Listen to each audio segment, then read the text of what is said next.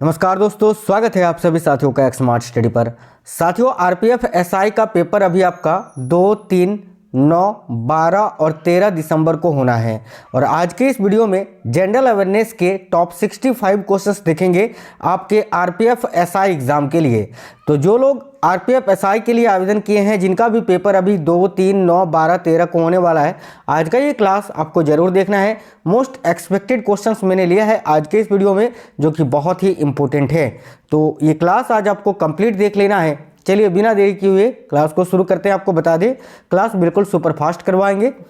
आप लोग भी बिल्कुल क्विक रिवीजन कर लीजिए फटाफट से। पहला क्वेश्चन आपकी स्क्रीन पर है, आपको दिख रहा होगा। पहला क्वेश्चन ये है कि फेडरल रिजर्व बैंक किस देश का केंद्रीय बैंक है। ध्यान से देखिएगा, फेडरल रिजर्व बैंक की बात करें तो ये किस देश का केंद्रीय बैंक है, तो करेक्ट होगा संयुक्त राज्य अमेरिका का। ऑप्शन नंबर बी करेक्ट आएगा, संयुक्त राज्य अमेरिका। आपके साथियों, आरपीएफ एसआई के पेपर में ये जो 50 नंबर का आपका जनरल अवेयरनेस होगा, जिसमें साइंस भी है, करेंट अफेयर्स भी है, जीके भी है, सब कुछ मिक्स है, ये आपका बहुत ज़्यादा मैटर करता है आपके मेरिट बनाने में। तो मैं जो क्लासेस आपके लेकर आऊँगा, अभी तो ये पहला ही क्लास है, इसके बाद जो क्लासेस आएंगे वो बिल्कुल बहुत ही इंपॉर्टेंट और मोस्ट इंपॉर्टेंट क्वेश्चंस के साथ होंगे। आपको जरूर वो सारे वीडियोस देखने हैं। देखिए, तो भाई फेडरल रिजर्व बैंक संयुक्त राज्य अमेरिका का केंद्रीय बैंक है, जिस तरह भारत का केंद्रीय बैंक है रिजर्व बैंक ऑफ इंडिया, याद रखिएगा। आगे देखिए, भारत में वर्तमान में भारत में रुपये की पूर्ण परिवर्तनीयता लागू है भुगतान संतुलन के किस पर। तो देखिए, वर्तमान समय में भारत में रुपये की पूर्ण परिवर्तनीयता ये लागू होती है भुगतान संतुलन के चालू खाते पर। याद रखिएगा, चालू खाते पर। ऑप्शन नंबर सी करेक्ट है। नेक्स्ट है, पीली क्रांति किससे संबंधित है। तो ध्यान दीजिए, पीली क्रांति की बात की जा रही है और पीली क्रांति का संबंध किससे है, तो तोरिया सरसों उत्पादन से। ठीक है, तो तोरिया सरसों उत्पादन यहाँ करेक्ट आंसर होगा। ऑप्शन नंबर सी करेक्ट है। तोरिया सरसों उत्पादन राइट आंसर होगा, ऑप्शन नंबर सी। नेक्स्ट, किसान कॉल सेंटर में कौन सा नंबर डायल करके कृषि संबंधी जानकारी निशुल्क प्राप्त की जा सकती है। ध्यान से देखिए, किसान कॉल सेंटर में कौन सा नंबर डायल करके कृषि संबंधी जानकारी निशुल्क प्राप्त की जा सकती है, तो 1551 यानी 1551। करेंट अफेयर्स की बात कर रहे हो आप, करेंट अफेयर्स के मैंने बहुत ही इंपॉर्टेंट टॉपिक कराए हैं। देखना करेंट अफेयर्स वाले प्लेलिस्ट में, प्लेलिस्ट अलग से बनाया हुआ है, वहाँ पर आपको मिल जाएगा।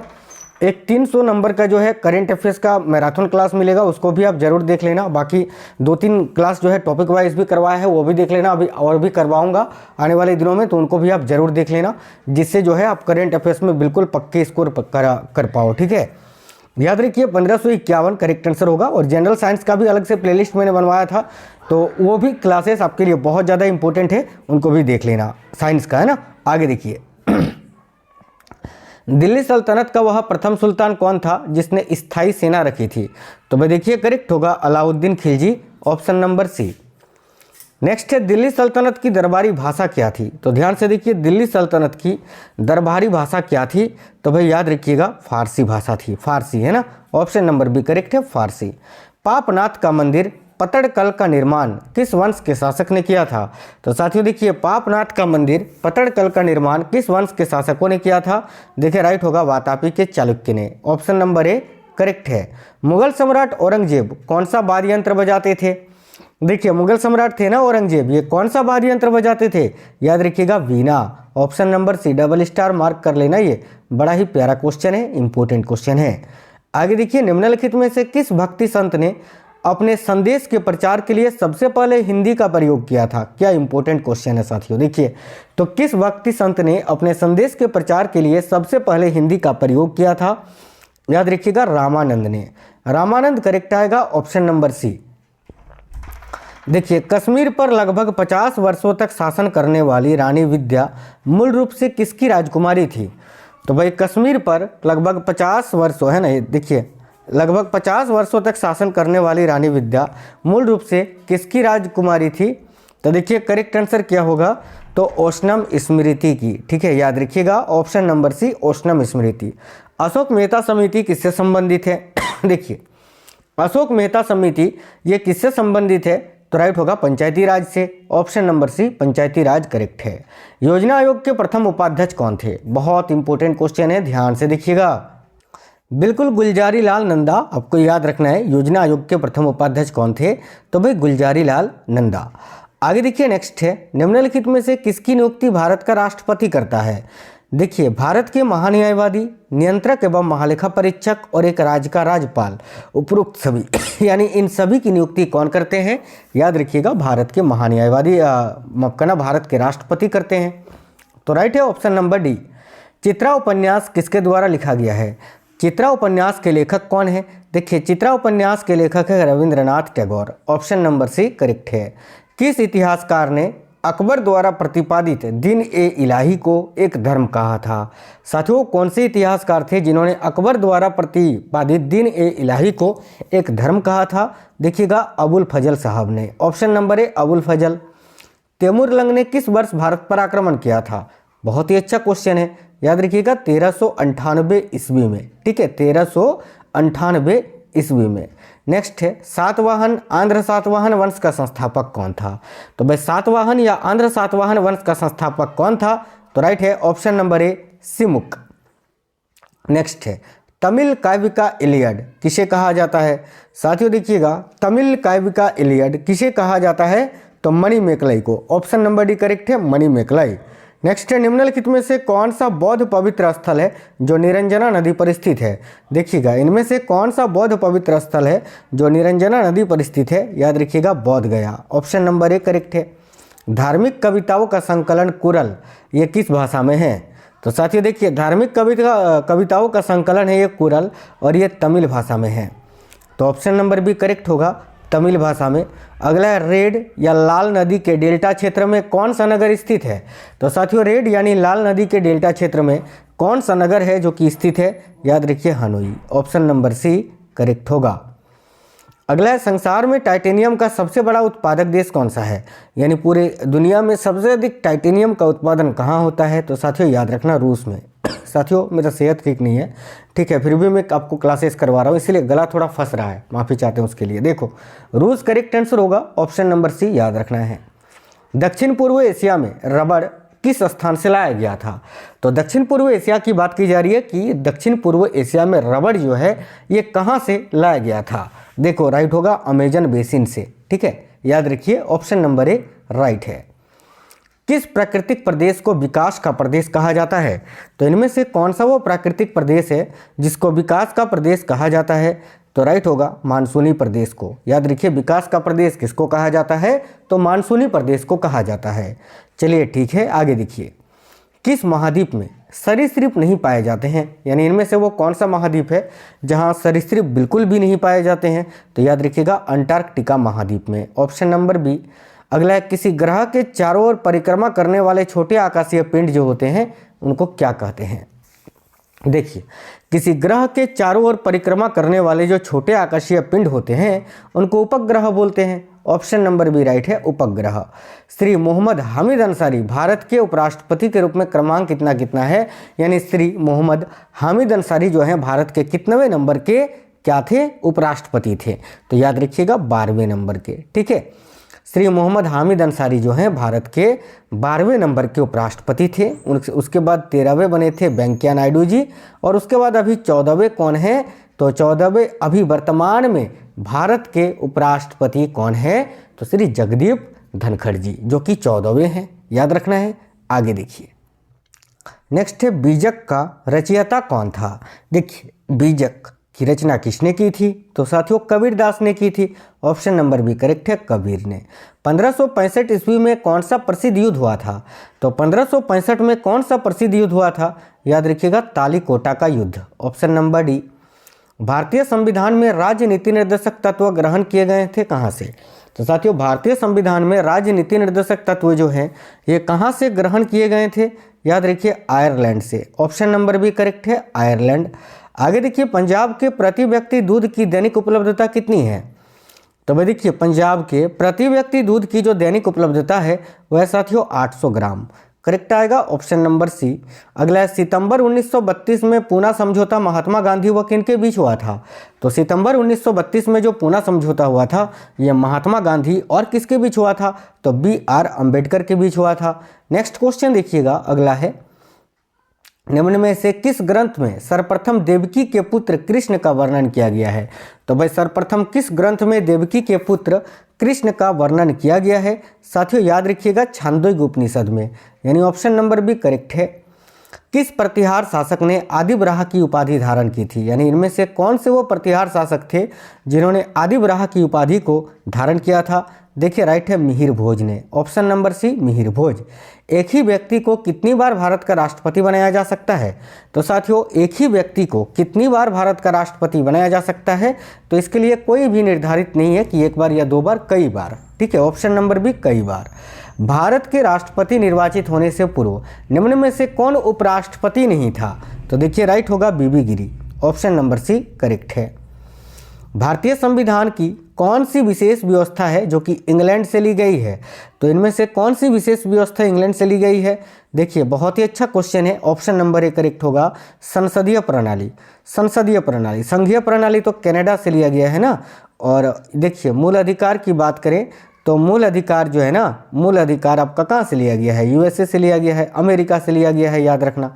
चलिए आगे देखिए, नेक्स्ट क्वेश्चन है भारतीय संविधान के अनुसार धन संबंधी विधेयक सर्वप्रथम कहां प्रस्तुत किया जाता है?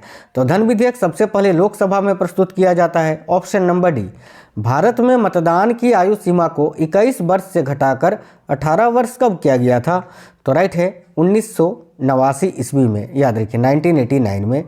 नेक्स्ट है राज्यसभा के सदस्य चुने जाते हैं कितने समय के लिए? तो साथियों 6 वर्ष के लिए, option number C 6 years. Next है 73वां संविधान संशोधन के अनुसार पंचायती राज संस्था का कार्यकाल कितना वर्ष रखा गया है? तो देखिए 73वें संविधान संशोधन के अनुसार जो पंचायती राज संस्था है इसका कार्यकाल 5 वर्ष रखा गया है, याद रखिएगा 5 वर्ष। आगे देखिए, संघ शासित क्षेत्र दिल्ली कितने प्रतिनिधि निर्वाचित करके लोकसभा में भेजता है? तो साथियों संघ शासित क्षेत्र जो है दिल्ली, ये कितने प्रतिनिधि निर्वाचित करके लोकसभा में भेजता है? याद रखिएगा 7, ऑप्शन नंबर बी 7। नेक्स्ट है निम्नलिखित में से कौन प्रारूप यानी मशविरा समिति का सदस्य नहीं था? तो प्रारूप समिति के सदस्य थे मोहम्मद सदाउल्लाह, के मुंशी, गोपाल स्वामी आयंगर, लेकिन जवाहरलाल नेहरू जो है मशविरा समिति में शामिल नहीं थे। मशविरा समिति का अगर आपसे अध्यक्ष पूछेगा तो याद रखिएगा डॉक्टर BR अम्बेडकर साहब। अगला क्वेश्चन है बहमानी राज्य की स्थापना किसने की थी? देखिए तो बहमानी राज्य की स्थापना की थी अलाउद्दीन हसन बहमन शाह ने, जिनको हसन गंगू के नाम से भी जाना जाता था, याद रखिए। भारत में पोलो खेल का प्रचलन किसने किया था? देखिए भारत में पोलो खेल का प्रचलन किया था तुर्कों ने, ऑप्शन नंबर सी। सारे क्वेश्चन प्रीवियस ईयर्स के क्वेश्चन से साथियों, ठीक है। आगे देखिए, भारत की संविधान सभा किसके द्वारा गठित की गई थी? तो भारत की जो संविधान सभा है ये साथियों कैबिनेट मिशन योजना के तहत गठित की गई थी, ऑप्शन नंबर डी करेक्ट है। गुप्त काल के सर्वाधिक लोकप्रिय देवता कौन थे? देखिए गुप्त काल के सर्वाधिक लोकप्रिय देवता कौन थे? याद रखिएगा Vishnu ji, option number B Vishnu. अगला गुरु अर्जुन देव किसके समकालीन थे? तो देखिएगा गुरु अर्जुन देव जो है ना ये जहांगीर के समकालीन थे साथियों, ऑप्शन नंबर बी। नेक्स्ट है ग्रांड ट्रंक सड़क, ये जोड़ती है किसको किससे? तो जो GT रोड है ये कोलकाता को अमृतसर से जोड़ती है, तो ऑप्शन नंबर सी करेक्ट आएगा, कोलकाता व अमृतसर, याद रखेंगे सभी। भारतीय संविधान के अनुच्छेद 1 में यह घोषणा की गई है कि इंडिया अर्थात भारत क्या है?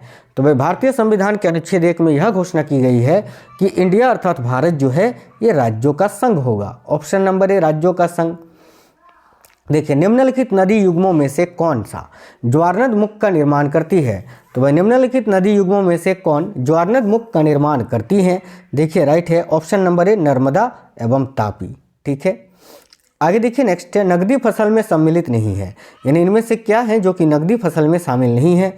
तो भाई नकदी फसल में क्या शामिल नहीं है? तो साथियों गेहूं, याद रखिए गेहूं जो है ना ये नकदी फसल में नहीं है, बल्कि गेहूं तो रबी फसल में आता है। निम्नलिखित में से किसको प्रशांत महासागर की पार सड़क कहा जाता है? तो देखिए राइट होगा हवाई द्वीप को, ऑप्शन नंबर सी। नेक्स्ट है भील जनजाति कहाँ पाई जाती है? तो भाई भील जनजाति जो है ना ये कहाँ पाई जाती है? तो साथियों महाराष्ट्र में पाई जाती है। नेक्स्ट है निम्नलिखित राज्यों में से किसकी तटरेखा सर्वाधिक है? तो ये इन सभी में से किसकी तटरेखा सर्वाधिक है? तो भाई सबसे लंबी जो तटरेखा है वो किसकी है? तो गुजरात की है, याद रखिएगा, ऑप्शन नंबर ए गुजरात। सबसे छोटा आपका गोवा का है। हीराकुंड परियोजना किस राज्य में है? तो हीराकुंड परियोजना तो उड़ीसा में है ना, महानदी पर, ऑप्शन नंबर सी। बरौनी निम्न में से किस उद्योग के लिए प्रसिद्ध है? तो बरौनी बिहार में है, जो कि तेल शोधन उद्योग है, ऑप्शन नंबर ए। नेक्स्ट है, निम्नलिखित में से कौन सा राज्य है जो तेंदुपत्ते का मुख्य उत्पादक है? तेंदुपत्ता साथियों जिससे बीड़ी बनता है, बीड़ी है ना, और इसका सबसे अधिक उत्पादन मध्य प्रदेश में होता है, ऑप्शन नंबर सी एमपी में। भारत में अंकलेश्वर किसके उत्पादन के लिए जाना जाता है? तो अंकलेश्वर ये पेट्रोलियम के लिए जाना जाता है, ऑप्शन नंबर ए पेट्रोलियम। टिहरी पनबिजली कॉम्प्लेक्स निम्नलिखित में से किस नदी पर स्थित है? तो देखिए टिहरी पनबिजली कॉम्प्लेक्स जो है ना साथियों, भागीरथी नदी दी रखी है, तो भागीरथी नदी पर स्थित है, और पूछे कहाँ पर स्थित है? तो ये उत्तराखंड में स्थित है, याद रखना उत्तराखंड में। चलिए नेक्स्ट क्वेश्चन देखिए, भारत में निम्नलिखित बंदरगाहों में से कौन सा एक खुला सागरीय बंदरगाह है? तो भाई भारत में निम्नलिखित बंदरगाहों में से कौन सा एक खुला सागरीय बंदरगाह है? तो देखिए राइट होगा Chennai, option number C correct है, चेन्नई। निम्नलिखित में से कौन जनजाति मौसमी प्रवास से संबंधित है? तो इनमें से कौन सी जनजाति है जो मौसमी प्रवास से संबंधित है? देखो करेक्ट आएगा Bhotia, Bhotia, option number B right है, भोटिया। निम्न में से कौन सा मिलान सही नहीं है? तो इनमें से कौन सा मिलान है जो कि सही नहीं है, ये पूछा जा रहा है। तो देखिए इनमें से कौन सा मिलान सही नहीं है? दार्जिलिंग पश्चिम बंगाल में है, सही है। माउंट आबू राजस्थान में है, सही है। कोडाईकनाल तमिलनाडु में है, सही है। शिमला उत्तर प्रदेश में नहीं, शिमला हिमाचल प्रदेश में है, तो यही आपका सही नहीं है, तो यही आपका आंसर होगा ऑप्शन नंबर डी। नेक्स्ट है, पाट भूमि कहाँ पाई जाती है? देखो पाट भूमि जब भी पूछे सीधे छोटा नागपुर आपको आंसर करना है, ये छोटा नागपुर के पठार में पाया जाता है। नेक्स्ट क्वेश्चन है, दुलहस्ती पावर स्टेशन निम्नलिखित में से किस नदी पर आधारित है? याद रखना दुलहस्ती पावर स्टेशन जो है यह किस नदी पर है? तो ये चिनाब नदी पर स्थित है, ऑप्शन नंबर बी करेक्ट होगा, चिनाब नदी पर। साथियों आज की इस वीडियो में मैंने 65 क्वेश्चन आपको करवाया, इसमें करंट अफेयर्स मैंने नहीं लिया था आज की इस वीडियो में। इसके बाद जो सेट्स आपके लिए आएंगे एक्सपेक्टेड क्वेश्चन से, उसमें करंट अफेयर्स भी ऐड होंगे। मैं आपको बता दूं करंट अफेयर्स का बहुत ही इंपॉर्टेंट क्लासेस मैंने करवाए हैं एलपी के टाइम में, और यकीन मानिए साथियों उसी में से सारा क्वेश्चंस करंट अफेयर्स का बना है आपके एलपी के एग्जाम में, और आरपीएफ में भी वही क्वेश्चंस आपको पूछे जाएंगे। मैंने प्लेलिस्ट बना रखा है, आप लोग देख लेना। और साइंस अगर पढ़ना है आपको स्पेशली, तो साइंस के भी बहुत ही इंपॉर्टेंट क्वेश्चंस करा रखा है मैंने, प्लेलिस्ट बनाया है रेलवे का अलग से, देख लेना। वीडियो को लाइक करना, कमेंट बॉक्स में बताना क्वेश्चंस कैसे थे और आपका पेपर कब है। मिलेंगे नेक्स्ट वीडियो में। जय हिंद, वंदे मातरम।